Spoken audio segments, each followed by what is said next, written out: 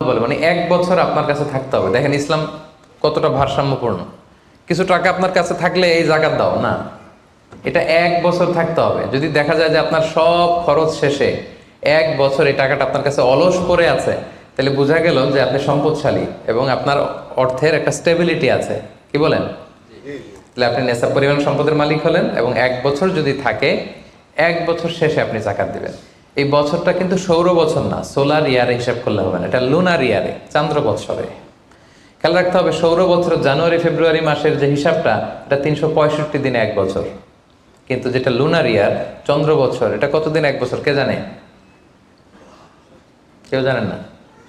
300 হ্যাঁ 354 দিন, রাইট। 354 দিন, সামান্য কিছু সময়।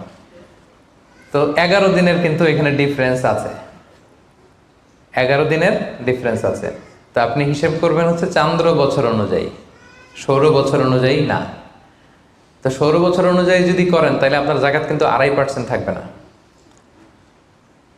চান্দ্র বছর অনুযায়ী আপনার 2.5%, সৌর বছর করলে ওইটা 2.58% হয়ে যাবে। একটু বাড়বে না?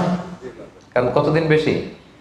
11 দিন বেশি, পার্সেন্টেজও বেড়ে যাবে। তখন কিন্তু জাকাত আপনার 2.5% থাকবে না, 2.58%। বলার আগে বুঝে যায়, কারণ সব ব্যবসায়ী সারাদিন ক্যালকুলেটর নিয়ে কোত্থেকে শিপমেন্ট হইলো, কত মিলিয়ন গেল, কত মিলিয়ন ঢুকলো, সব মুখস্থ। যেন